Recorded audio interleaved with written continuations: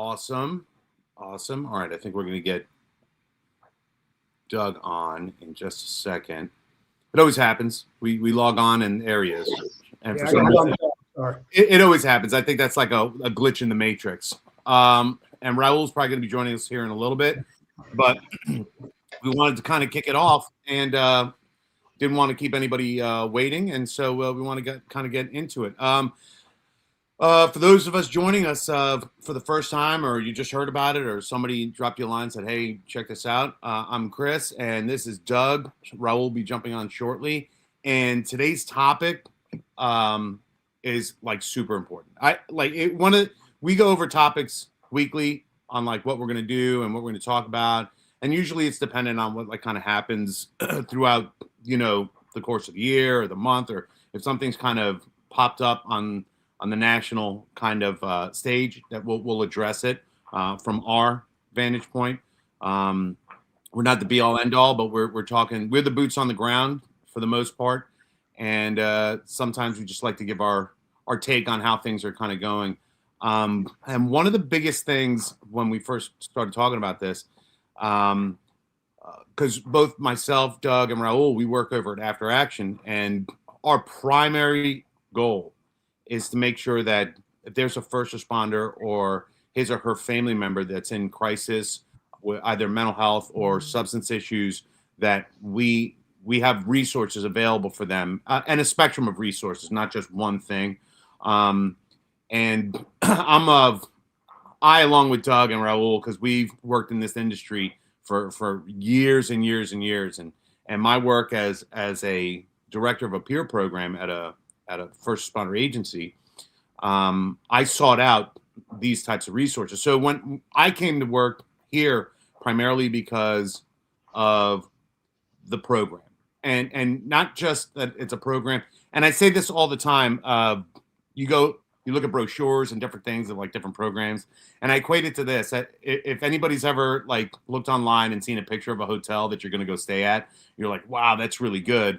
And then you get there, and then there's like, there's dope deals going on outside. The room doesn't look anything like it looks, and it's just nasty, or it just misrepresented itself.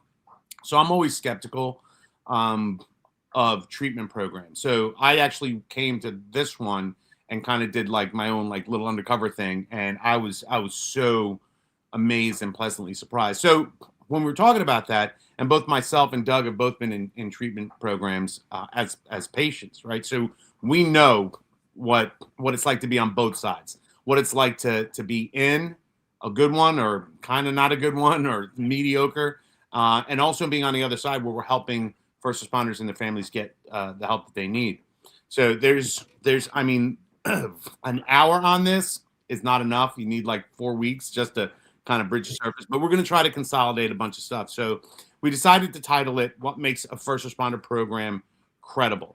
And I think more than just credible, what makes a first responder program, yes, credible, but also good, like effective. So there's a couple things. So when I look at a program, I look at it from different vantage points. So as somebody in crisis, I look at a program that understands who I am in the broad sense of the term as a first responder. What discipline am I in? Am I fire? Am I EMS? Am I dispatch? Am I law enforcement? Am I corrections? I mean, there's a great divide just in between the road deputies or working the street as a police officer and working in a facility as in a correctional status or environment. And even the correctional environments vary from the type of correctional facility it is, the people who are in it, ages, from juveniles all the way up to, semi-secure facilities or max facilities, maximum security facilities. So there's this wide range of what first responders are, and I include corrections in that as well, as far as and also dispatch and forensics, because we're seeing a big. When I first started, wasn't a lot of civilian forensics, but now there's like a good mix, shifting over a little bit towards civilian, but also to include like victim advocates that work within agencies. So if there's a nexus to law enforcement, or first responder in general. That's kind of what I look at. So when we come down to it, and and I'll Doug like chime in because Doug's had the experience, set a real shitty experience that actually I think wound up turning out a little bit good for Doug because he got to see what the bad is. But also, you made pretty good relationships from that. But the number one thing is trust. Trust. That's comes down to it. Just the trust, understanding the culture, and first responders are generally, and again, I'll speak in generalistic kind of terms. We're suspicious and suspect of everybody. Everybody has a hidden agenda or a secondary meaning to what he or she is doing. Um, and ultimately what the outcome is. So when I look at it from different perspectives, I look at it from like me going in as somebody who needed help, right? Then I look at it as somebody from this point where I want to transition that individual from where he or she is into the facility in the best possible way. Sorry, my dog's decided that his feet needed to be licked excessively. Pretty sad. But I also look at it from the leadership or an executive level side. Why? What is the reasoning for getting somebody that works in my organization help? Is it because they need it, which I think that should be a primary, but I'm not naive to the fact that they also need to look at how does this benefit the agency? Myself, along with a couple friends, did a presentation at the FBI National Academy entitled "The Cost of Not Helping."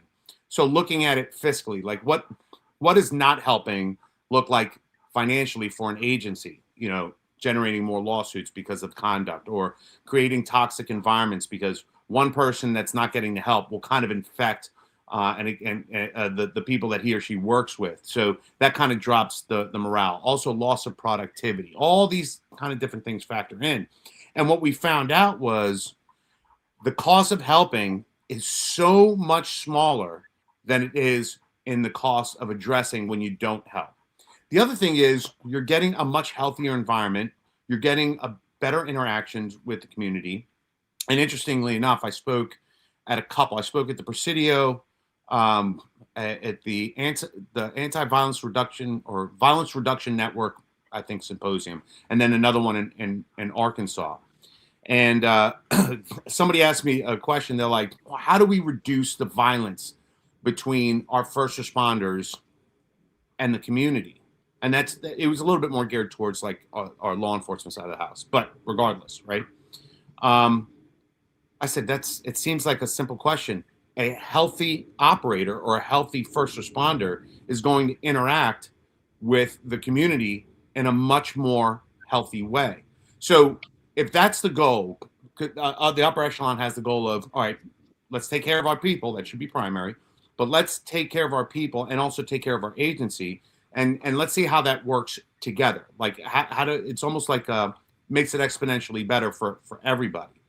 But when we're talking about, you know, what it is to have or what makes a first responder program credible, it's a myriad of things. And this whole arena has shifted, and in slow increments, so to speak, right? So a lot of times we're dealing with whether substance issues or mental health. I look for agencies that can handle both.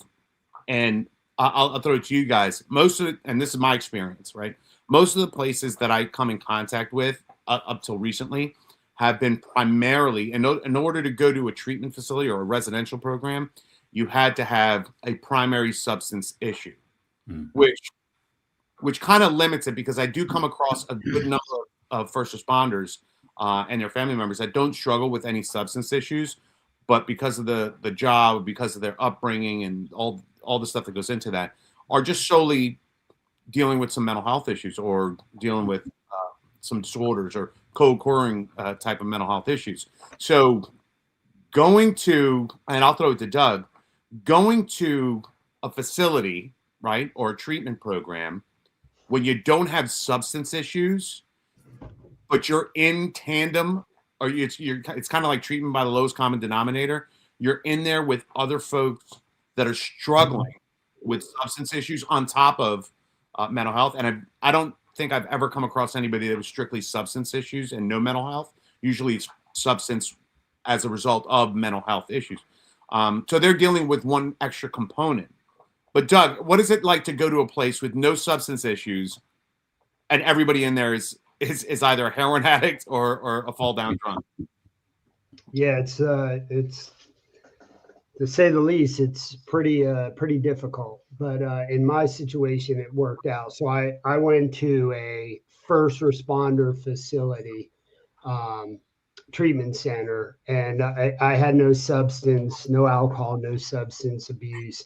And I get there and I walk into the room on my first day, and there's 30 heroin addicts. It facilitated 30 people. It was full, and they were all addicted to heroin. And so it was a odd dynamic. I was the only cop in a first responder facility. I didn't know that being arrested by the cops made you eligible to be in a first responder facility. But what I learned in that place was that all the people in there, as they were telling their stories about their addiction was from traumatic events. Rough childhoods, all the way to abusive marriages, to family loss, myriad of excuses. But that's what I learned when I was in there, that their issue was no different than mine. They just chose drugs and alcohol to deal with the problem, and I chose the bullet.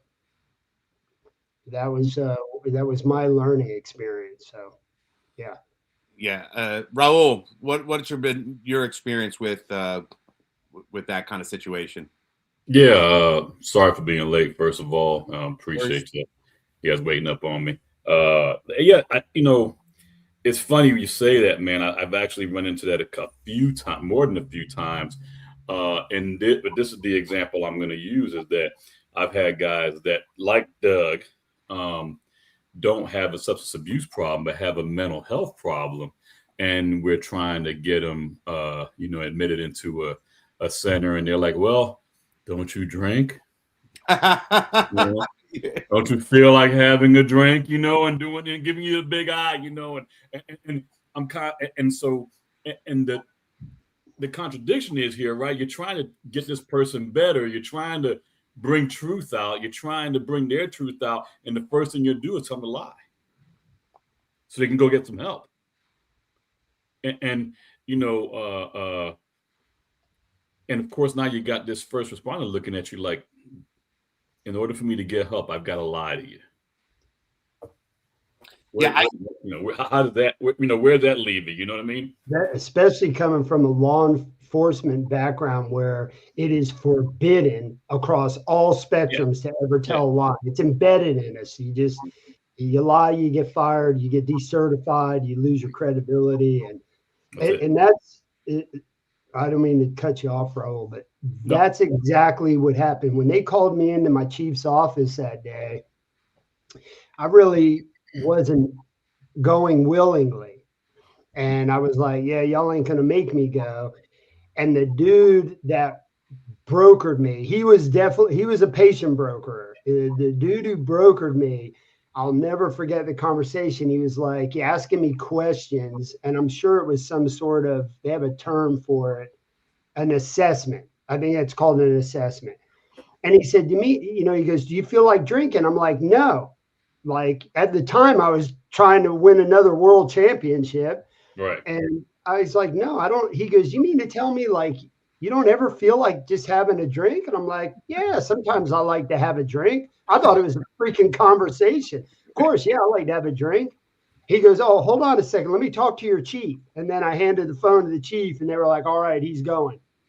And it was kind of like a reverse Baker Act or 5150. They were like, tricked me into it. But, that's. So I deal a lot with our veteran side of the house. Mm-hmm. And on certain occasions, I'm trying to get folks into treatment, and this kind of happens all over the place. But I was working at a place a while ago, and the financial aspect of, and this is why people hate treatment facilities, is because they look at it as this is a moneymaker, capitalizing on hurt people, right? And so what that looks like is, the average cost of a first responder is this level. But for veterans, it's the financial support is a lot higher, right? So when I was working with veterans, if I spoke to 10 veterans, 9, maybe I would say maybe 1 out of the 10 would need inpatient. The rest would really be best served by seeing a local master's level, either clinician or or an outpatient program, or just something to help them kind of work through what they're working through and find a better place. And then somebody comes to me and goes, well, because I had a veteran that I wasn't going to put into treatment, and they said, well, do they take medicine? I said, yeah, of course they take medicine. Yeah, they've been banged up pretty bad, on a deployment. And they're like, well, are they taking it properly? And the question, why they asked it that way was that was a mechanism to allow somebody to come into treatment under the auspice of it's a substance primary issue, which when you start doing that, it undermines everything. The problem is it undermines all the programs that are doing really good that don't do that. But the reason they're doing that is because they'll generate a significant amount of money doing it. So is money a priority for private institutions? Of course it is. You need to make money to support a program because you have to have the best clinicians. You have to have competent clinicians, right? You have to have a good facility. And these things aren't free. So I don't look at it as like we're not supposed to make money. I get that. You're supposed to make money. But the priorities are a little bit different. I'll give you a prime example. Somebody recently needed some help. And so they weren't a fit for the program that myself, Doug, and Raul work for. And which, cool, but not a problem. If you come to me and you're like, I got a problem, and the organization that I work for can't help you, if After Action can't help you for a myriad of reasons, and whether it be logistical, financial, whatever it is, if we can't help you, I don't just, sorry, Raul, can't help you. Good luck with whatever it is you're struggling. So I reached out to our leadership in our program and said, hey, I have somebody, first responder, that needs help. They can't come to us. And they were like, within seconds, they're like, call this person, reached out to other facilities that can accommodate this individual, right? So we get done with that whole process. And so one of the folks that I was working with that was with an agency helping one of their people goes, wait a minute, I don't understand. They're not going to your facility? I said, no, they can't go for whatever reason. So you help them get to another facility? I said, yeah. That's what we're about. And that spoke, and I wasn't even thinking about it, but that spoke volumes to that agency's, coordinator, that it's not about us. If we can't make anything off of you, we're done with you. So I think there needs to be a modicum of altruism. And I will tell you, hands down, and I challenge anybody to prove otherwise, myself, Doug, and Raul, we pride ourselves on what we care about the most above everything is that first responder. I don't give a shit about anything else. I don't care about policies. I don't care about, I'm not going to get somebody into treatment. I don't care about that. We care about getting help because we were all there. We were all the people that needed help. And to be kind of tossed around like a pawn is something different. So when I look at facilities or what makes it credible, sure, the money aspect is there, and helping people helps us financially help other people. It's like almost like to a certain degree, like a nonprofit. Nonprofits are great. I work with a great one, Making Everything Good, and they help get people to facilities. Right? I've reached out to them for people that weren't coming to our place, to everywhere. Right? They can't continue to support unless they get donations or they do fundraisers and stuff like that. That's the nonprofit side of the house, but that doesn't exist unless it gets supported financially. The same thing with residential or inpatient treatment. We don't exist without financial backing, whatever that looks like, right? So I think it's important that it's credible in the sense that we want to help. If we can't, let's get you some help. Let's just not cut you off. And then it brings us to another aspect of it. And this is why I think it's kind of important. A lot of places treat from the neck up. In other words, substance issues, mental health from the neck up, which is fine. It's a great model, works for the most part. However, first responders have become conditioned through the stressors of work, the politics of work, the just institutional type betrayals, or all these different things, and our bodies aren't regulated. And I use myself as an example. When I went to get treatment, I met with a psychologist, and the psychologist is like, Chris, I can't even begin to treat you because you are not at all stable. Like your body is in such a heightened state. I need to regulate that so that you're able to receive the treatment or the sessions. So I was at a significant state where I needed to be medicated because I was operating at like 1,000, and I needed to get down to like 10, right? So, and again, the medicine that I took wasn't that's your life now. It was a stabilization aspect. So to bring me down. So I say that because in order to be first responder savvy or applicable to first responders, you have to address that maybe I might not be at the point where I can get the help because my body's still reacting. So one of the things that we do over at After Action, which, and again, I'll always promote because it's a game changer, is our sensory room that works in tandem with it. So let's regulate the body from the neck down so that we can help from the neck up. So if you're looking at programs or you're looking at different facilities and stuff like, and we're not, again, I don't know too many that are doing that to the degree that we are, but there are places out there like that. So that's something I'd look into. Like, if we're going to help, can you help should be one of the first questions, right? So if you can't, if I can just treat if I can put a Band-Aid on the bullet hole, that really doesn't do anything. Let's get the body set so that we put it in a great position to heal on its own. And that's the other thing. And I'll let Raul and Doug talk to this a little bit more. Recovery facilities, treatment facilities, inpatient, residential does not fix the problem. 30 days, 45 days, 120 days does not undo 20, 30, 40 years of operating in certain conditions, right? Or just kind of almost Pavlovian, kind of like, this is what happens, this is how I react. What it does is it points you in the right direction. It gets you to a point where you're able to start getting healthy and maintaining that health on your own, or with some of the support systems and tools that you've kind of generated in going into treatment. What do you guys think? I agree. I agree. It has to be a whole body, a whole body system. And, I had a doctor tell me a long time ago, because I had a hard time understanding and accepting the process. And I had a hard time accepting the fact that my brain was broken, because I had always had myself I held myself to such a high standard, just myself, that how could this happen to me? I have this title, this role. Guys like me aren't supposed to have this. And the doctor explained to me, he said, Doug, he said, this mental health thing is like cancer. And this was about going away to treatment as well. He said, if you have cancer, the first thing you do, doctor's going to tell you have cancer, you're going to get with your family, you're going to rally up the troops. They're all going to support you. And then you and the doctors are going to come up with usually the ultimate plan. And that is something radical like radiation, chemo, surgery. And then he said, after the surgery, then you go into what's considered aftercare. You're always going to have to take care of yourself, do regular visits. We all know this because, we have it in our family.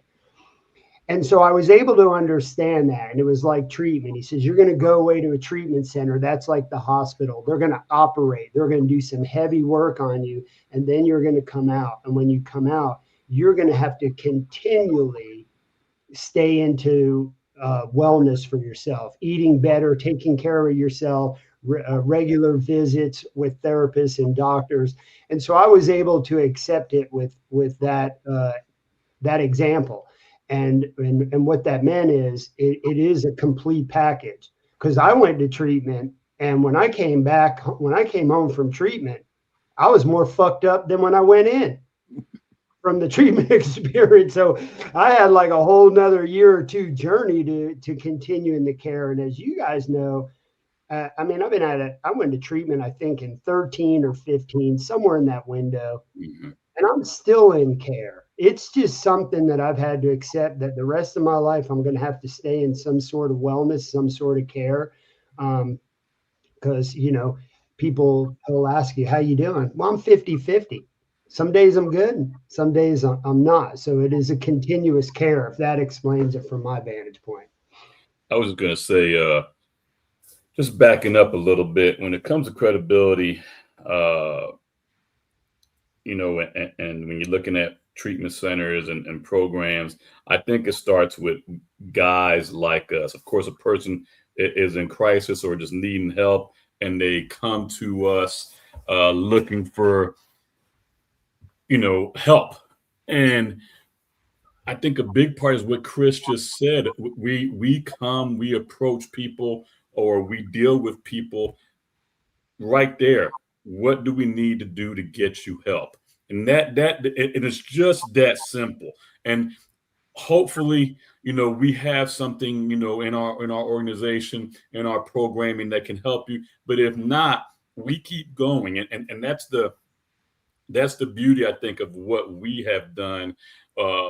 This team right here, and the team are Trying Behind the Badge team, and Survive First, and Meg, and we have built a network around the country that we can bring to bear, that we can utilize to make sure that people get help. So that, I think, is what lends credibility to what we do.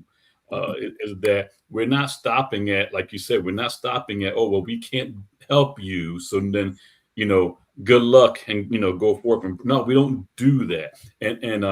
And because we don't promise that, because we deal people with that kind of honesty and that kind of compassion, I think that goes a long way to people saying, hey, well, at least what they're saying, I can believe what's coming out their mouth. So if they do happen to come to After Action, or the next person that needs help, they'll send them to us, because they know that we're going to give an honest answer. And we do what we say we can do.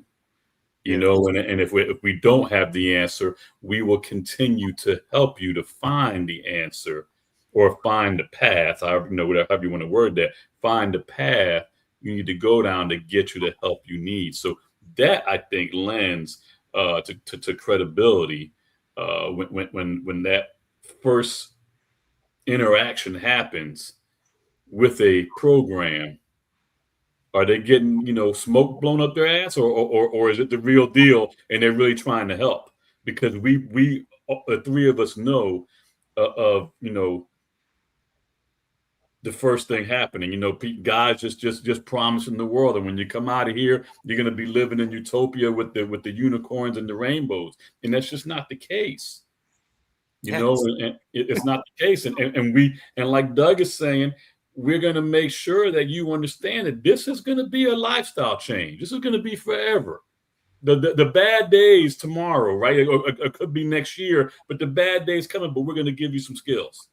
Yeah, to speak to what Raul just said, amongst us, myself, Doug, and Raul, I had somebody reach out to me for a friend that's in another state that needed some support outside of mental health or substance issue. It was completely separate. And I was like, well, I don't know. I said, but let me reach out to Doug and Raul. And I think maybe 4 seconds later, you sent me a call this person. So I think that's the beauty of it. We're force multipliers. So I don't know everything. Doug doesn't, Raul doesn't, but together I tell you what, and I'm pretty proud of the connections we've made with, and again, we speak all over the world, all over the country. There is always something that I can be like, let me ask Doug, because I think Doug just went here or did that. So I think somebody we were dealing with was asking about, hey, listen, I think they're trying to get healthy, and they're like, hey, listen, I'm trying to get into, competing in like an Ironman or triathlon. And I was like, I sure shit ain't gonna help you with that, right? I said, but you know what? I think I have a buddy that does know something. So I talked to Doug. I was like, hey, Doug, and then it was brought up, right? And they were put in contact. So I think that's That's like ultimately what it. So to that, we don't just. A lot of people, we look at things in a couple different ways.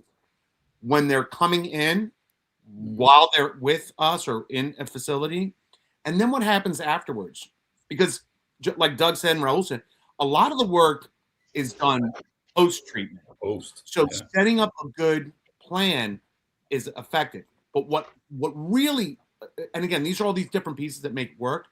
And I think this is, and Raul talked this, I know Doug is very much understands this, is that if you just help the first responder, take the agency out, take all the others, if you're just helping the first responder, you're missing the bar. If you're not also incorporating their family, their spouses, partners, husband, their friends, if they're not part of the initiation of this support from this, normally it happens in a moment of crisis, right? Yet something happens, like we get the call, like I just got a DUI, or I just got into a fight with my old lady and my old man, and I'm in jail, or I'm getting administratively kind of jammed up, or whatever it is. What does that look like? And even to touch more on what Raul said, we're not going to sugarcoat it. If you've done something that's going to wind you getting fired from the job, I'm not going to try to get you into treatment or a residential program to save your job. That's because then I'm just doing you a disservice. Let's get you better or get you on the right path so that we can figure out the next steps. And those steps may include you not having a job anymore. Or let's work together because you have kids in common with your spouse, and that is it's gotten to the point where it's completely dissolved.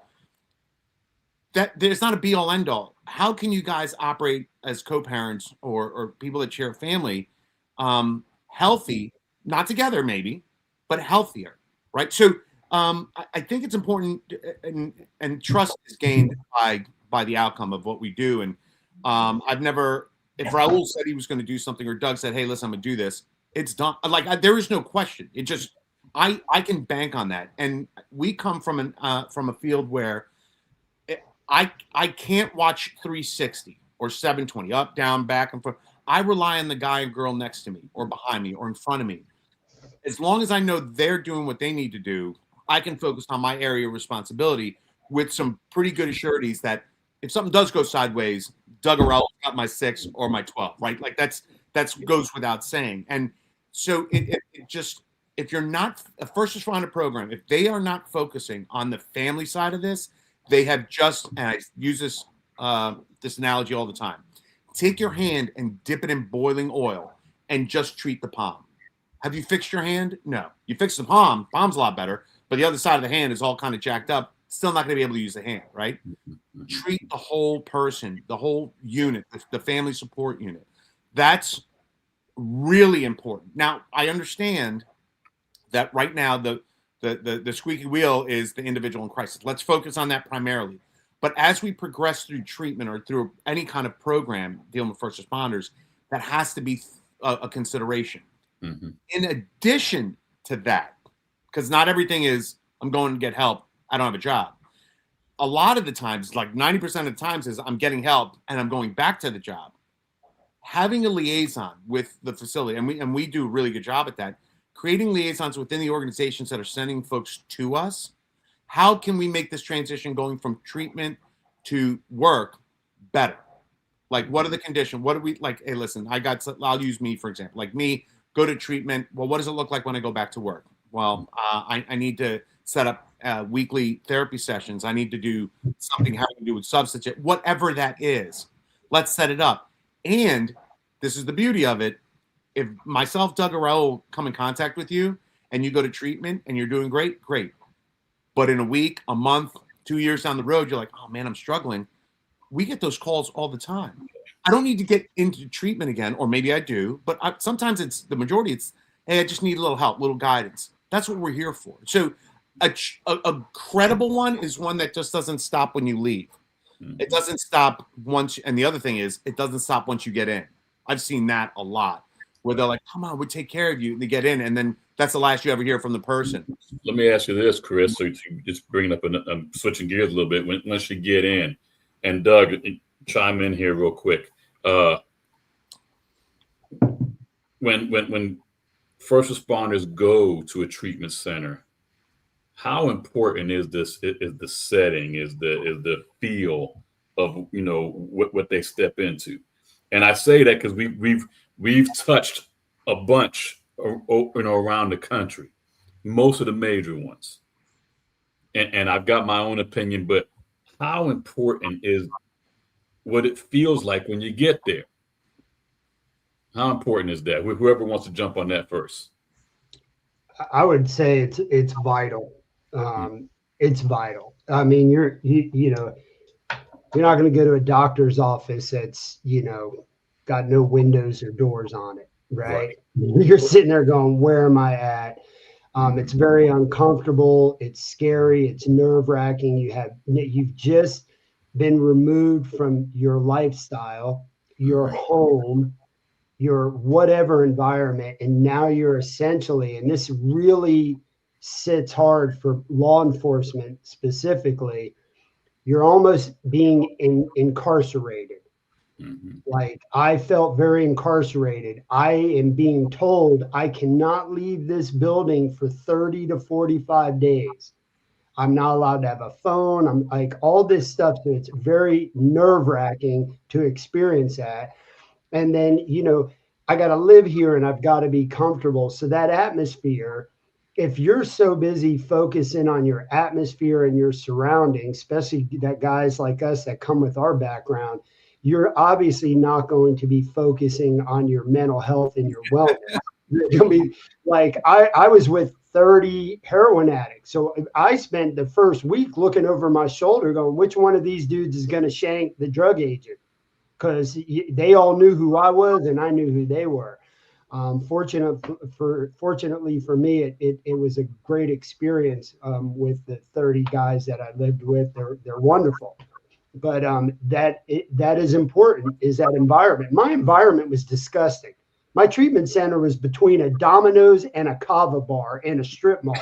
So like, and not that I'm bougie, but I'm kind of bougie, man. I've made a live for myself, and so I'm hanging out in a strip mall, driving on a paddy wagon to go to NA meetings and AA meetings every day, and it was just a really rough environment. So it is critical that that part is important. Yeah. Chris.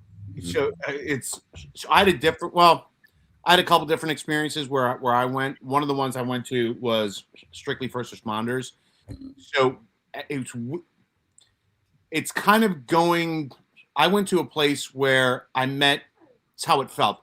I was staying with relatives that I had never met before. If that makes any sense. Now, and by the way, some of my relatives are insane, and some are cool, and just in between everything. So that's the difference, right? So, and I also remember going to treatment for the first time. I looked to somebody that I met, and I was like, "Hey, man, this feels like boot camp. Not like structure, the physicality, or anything. The unknown, right, of what am I stepping into? Imagine just living your life, albeit not healthy or whatever, and you kind of become accustomed to, sleeping in your bed and stuff. Now you're in a strange place with a bunch of other people that are also in a strange place. And it's just a very awkward kind of vibe or environment. And I think it's important. And again, just to answer your question quickly, Raul, it is 100% important that the initial, going in, is made as nicely, and I say nicely in the sense that this is what's going to happen, this is where we are, that just kind of educating people on what's happening, and part of that is kind of giving them a brief outline. First responders work better when we just kind of get into that, the outline of, you kind of knowing what you're stepping into a little bit, right? I just messed up, or I just asked for help.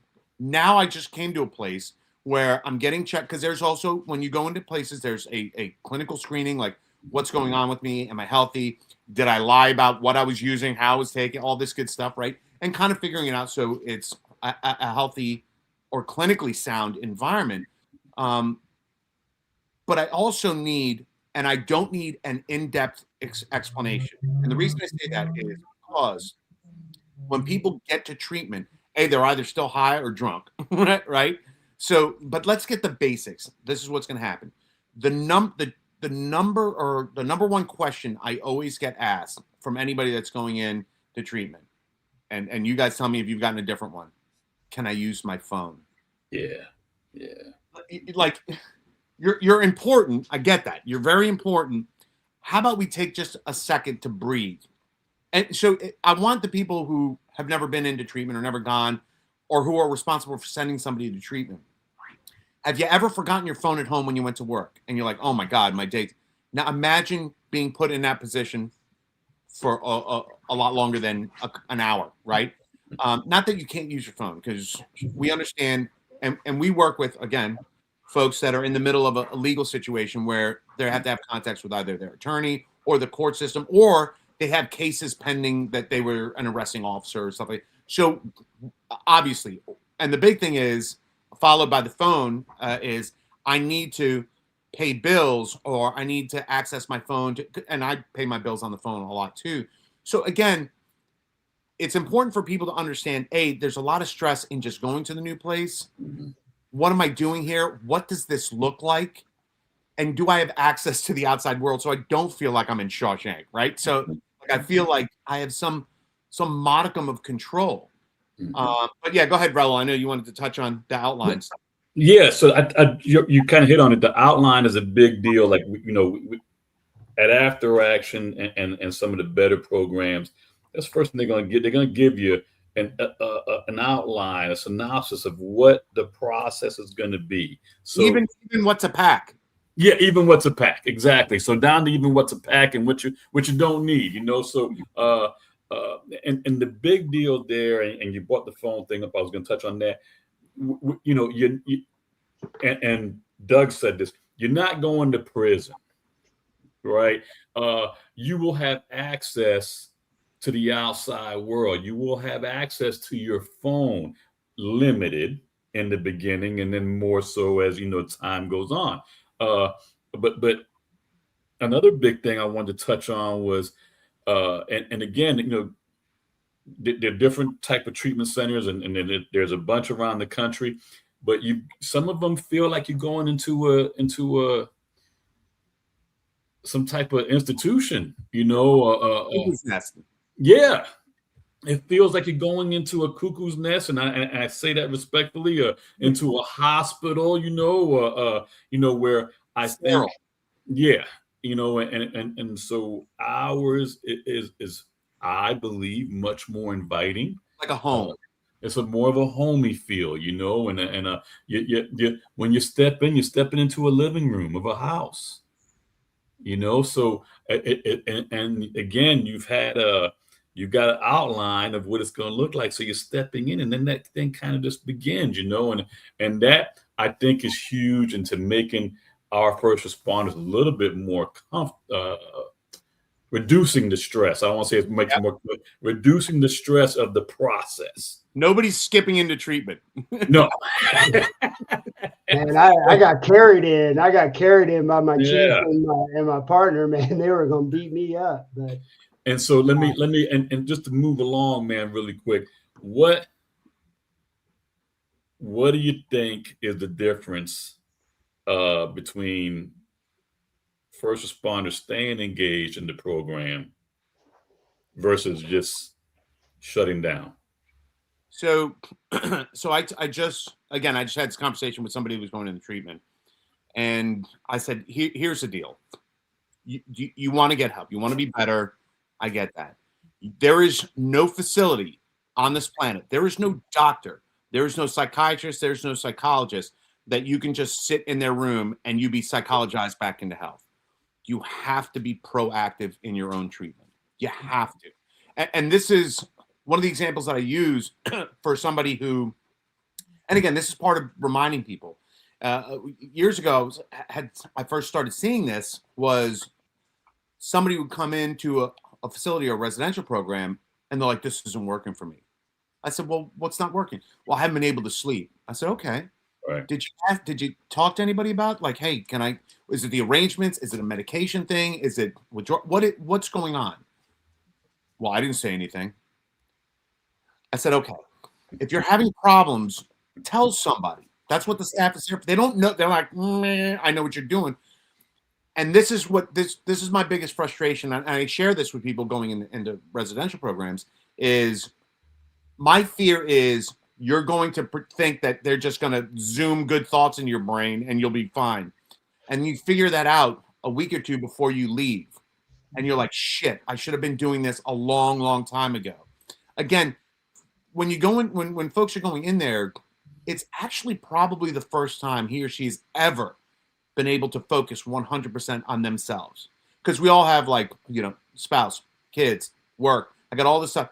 It's a great hard reset of like, all right, let's get me straight so I can go. The other thing to speak to just attending or actually going through a program, for a first responder program to be credible, there needs to be a mechanism or a structure where when you're first coming in, it's really scary.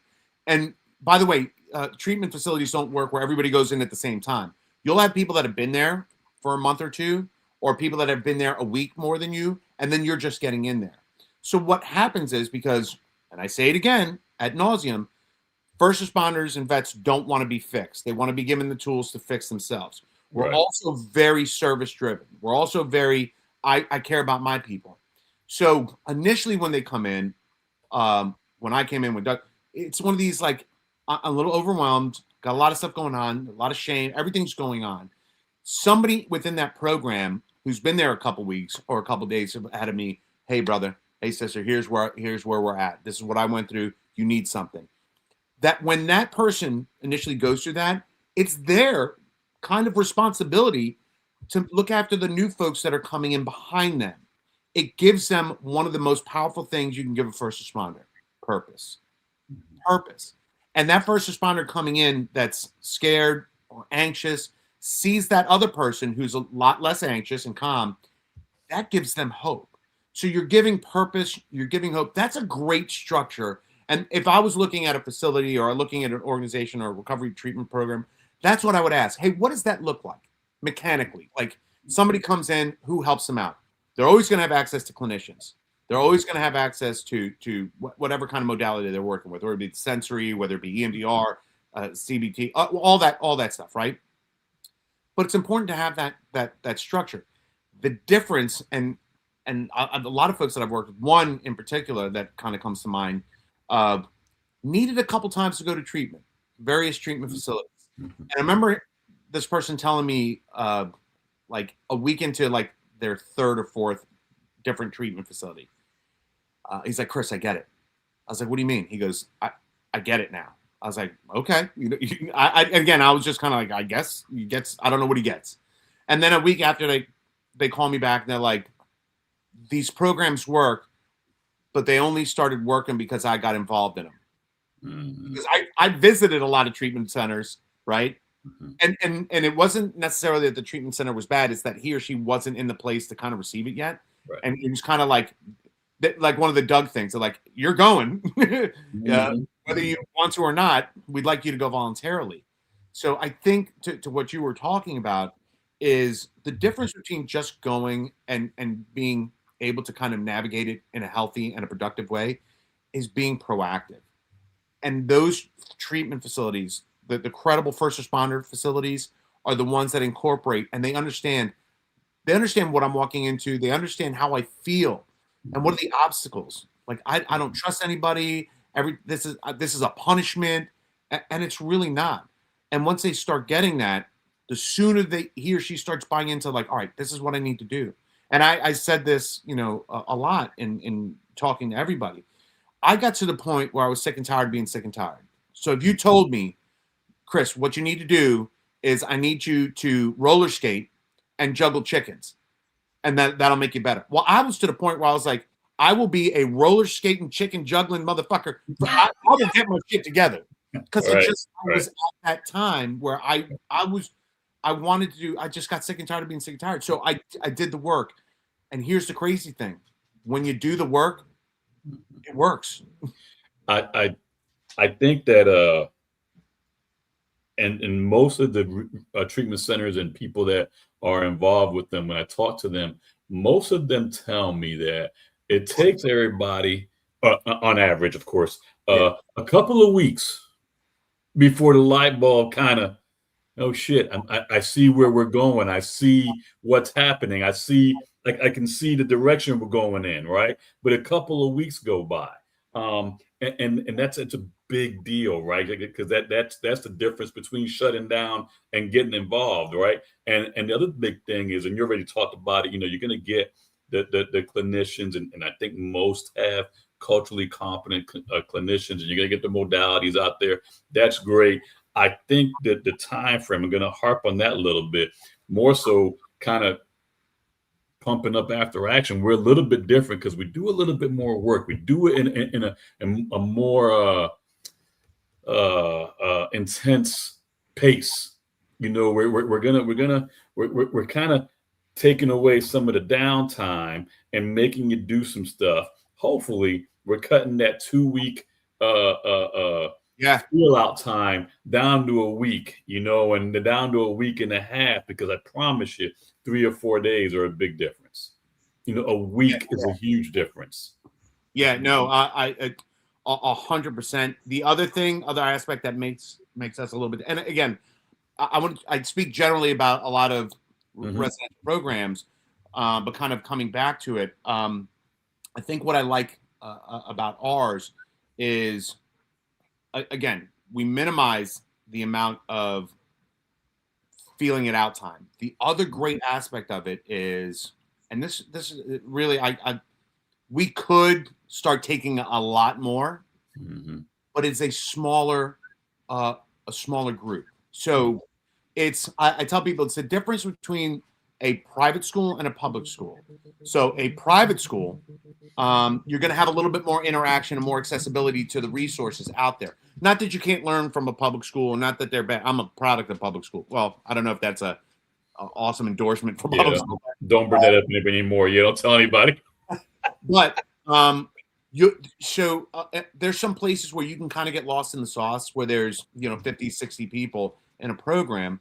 And again, not that that's bad, but for first responders, having that small, like I've seen places where somebody didn't talk to their clinician for a week. That's insanity. That's insanity, right? Once a week. Yes. I spoke to I saw a clinician once a week. Yeah. I mean, it's just. But that's the thing, Chris, and just to get ready to come back. But that's the standard. Yeah, that's the standard around the country, is seeing a clinician once a week. And we blow that out the water. Go ahead, sir. I didn't mean to interrupt. Go ahead. And right on point with that. So, and also, I don't want to put everything on the clinical side of it, which it's an important part. But what I think is great, and when you're looking at programs, what else is available? Like because the staff, and I'll tell you, go to any hospital with the greatest surgeons in the world. Who runs that hospital? The nurses and the staff at that hospital. They have boots on the ground, right? They're the ones that are interacting with the folks that are in the house daily. So they see the little idiosyncrasies, the subtle changes in personality or in engagement. So it's not just the clinicians, but also having a receptive and responsive staff. And it gets broken down. So it's not just the clinical work, whether it be cognitive behavioral therapy or the didactic experience, but also the sensory stuff. So there's multiple things in a smaller group.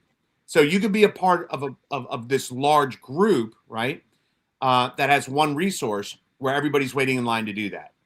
Or you can be in a smaller group, a more intensified group, where when you need it, you can use it. So like an as-needed kind of resource becomes more accessible. And the other thing which I think gets kind of diminished in a lot of places, which is highly significant, is what does nutritional health look like? So treating the first responder, like, again, all the trauma, the stuff that they've seen or exposed or experienced, but also what does that look like to become healthy down the road? And not just, hey, Raul, eat better. No, we're gonna show you. So first responder programs that help alter the lifestyle that you've been used to, but they're like, I got it. I know no, if you had it, you wouldn't be here. You wouldn't be in this position. Right. So And again, I'm not saying you have to do everything we tell you to on the post end of things or post care or the aftercare, But you can right? do better. Yep. But maybe start picking out, oh, you know what, this works for me. There's folks in a million years that have gone to our place that don't never did journaling, and now they journal incessantly, which is great, right? Works for them, right? Mhm. There's folks that like I never did yoga, but now I do yoga, and so these little incremental changes down the road become these huge lifestyle shifts in a good direction. So to what kind of speaking to kind of come back a little bit, it's first responders need to have some sort of investment into what he or she is doing and how they progress. Having somebody appear that's going through treatment help them out, and then them being in a position to help the new person out, but also being in an environment that's intense where there's not a lot of like, hey, you're just going to sit in the corner and kind of sulk for a week or two. Now you're going to stay busy, you're going to keep focused. Also, let's bring in the family. So you have the family component, you have the obstacles that we're identifying as people coming in, the waiting 2 weeks or 3 weeks before they're like, oh, I get the light. We drop that down. Also, what does it look like going back to my agency? Is there a liaison? The other big thing is confidentiality or privilege. Like, what am I sharing with your agency? And again, we don't share or include anybody that, again, it's not without a written or an acknowledged release, right? But if we had that, how can we make that transition from treatment to work better? And how do we make that transition? And here's the big part, from residential program to the marriage or the relationship. It's a home. Because there's all these moving parts. And just to really highlight one other thing that for me is a game changer, and I've not seen it anywhere, is we've constantly waited for people to really, like we all talk about, wait for the wheels to fall off. Mm-hmm. What if there was a mechanism to put in place where it's not an in-depth, comprehensive 30-day treatment, 45-day treatment plan, but 2 weeks? Mm-hmm. That is a game. So that's the investment that we're talking about, which really doesn't cost the agency anything other than just some time off, right? That instead of waiting to have somebody go into treatment for 30, 45 days, 120, whatever that looks like, something significant happens at work. We're starting to identify, this is the downhill slope. We just crested that roller coaster and we're getting ready to go down. Instead of letting them go all the way down, we can navigate them so they come out of that a little bit quicker. So our 2-week reset program, game changer. I love that. And I promote that. Like, yeah, it is a game changer. Last question here, Doug. I'm put it to you, man. Lastly, what do you think agencies need to know when they're referring their people? Like what's the most important thing they need to know or understand before referring somebody to a treatment center? It's a tough one, man. It's a tough one. There's so much shit, but yeah, I take my glasses off for that one. One of the things they need to understand is how it works. Clearly, step one, how it works. One thing that they can't do is if you don't know and you're unfamiliar with where you want to send your employee or your brother or sister, call somebody. That's what my chief did. He called somebody from the FBI National Academy. He had a lot of respect for that background. Let me call them and see what they say. Obviously, FOP. They've gone through great measures to do a vetting process. There's organizations like that. But I would say what not to do is don't pick a place because they got one of them stupid ass wood flags on their living room floor with a blue line through it. That doesn't qualify them. Don't pick a place because they paid to be a sponsor of the local conference. Don't pick a place because they flew you to Florida and put you on a fishing boat and a charter boat. That's not the answer for it. Here's an easy look for a place that has a law enforcement, and I'm speaking law enforcement, fire, law enforcement liaison, a first responder liaison, like we are, where they could call that person and go, hey, can you fill me in? We have this person that's needing this type of care. So it's one of those things, if you don't know, do the research, because we, as in law enforcement, we spend a lot of money in training our officers and and investing into our employees, you need to put the same effort into this and into their wellness, because you're going to get out of it what you put into it. If you send your employee to a shithole, you're going to get an employee that comes back smelling like shit. Yeah. It's a simple metaphor. Yes, You sir. know, Yes, sir. you know, look for those things, take the time and put the effort in, for the quality of care. I before we wrap up, I want to add this for the person that might be listening that's considering to go to treatment, or might cross that path or know somebody. I always like to tell guys, in our career, especially the three of us, we've trained with all the biggest and baddest dudes on the planet. And that's great. We've spent so much time. If you're a firefighter, you're going to spend time training days on how to do a blood pressure cuff, how to do tourniquets, how to do all these things. For us, it was operational stuff, from shooting to fighting to intel to all this stuff. In my entire career, I never took a class on how to use my brain and how to take better care of myself. So I'm a big advocate for put as much effort into your mind and your body and your soul as you do your hands. Like, you know, Raul, you hear me say it. I can shoot a gnat's ass off from a mile away. I've got all the training and the years of training, but I could not figure out how to make myself happier. Yeah. That's And if I huge. had that class, right, if I would have put as much effort into my mind as I did, you know, physical body and my training. So what I say all that to say this, as Chris would say, just look at this as training. If you're a SWAT operator, let's look at it as a highly advanced training class. And it kind of takes that little stigma away of, oh, like me, I use that term, I had to go away to a cuckoo house. It kind of takes that little stigma away. And hey, I'm going away to do some training. What kind of training you doing? Training on how to take better care of myself. Because it will lead to the end of your journey, like it is for the three of us. We all crossed the finish line of being police officers. Now that I've crossed the finish line, I have this whole fourth quarter of my life to live. And the only person I have to live it with is myself and what I've done for myself and how I take care of myself. So put that effort into yourself so that once again, you can be the best version of yourself and cross that ultimate finish line of life. Awesome. So listen, guys, we've talked at length. Like I said, this should be a week-long kind of workshop. But I do want to mention this: if there's something that you're interested or some questions that you have, please go ahead and send it to us. We're gonna give you our information here in just a second. I also want to kind of put this out there. If we put out, and we'll post something on the social media side for both of us. I think Doug just put one out.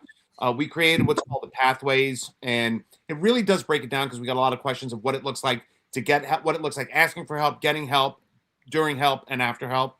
So we put that out, how to do it in 2 different pathways confidentially, where your agency isn't kind of involved, and then also as for frontline supervisors, if the frontline supervisor or the agency is involved. Just the logistics of what that looks like and what you're going to need. So we're going to put that out. Don't hesitate to check it out. If you don't get it, you can't find it, our information's there. Raul, you got anything? I'm good, man. Thanks for having me. Guys, thanks for listening and tuning in. Anything we could do, if you or somebody you know is struggling, you don't know what to do or who to call, please call us. You guys have a good one. Be safe.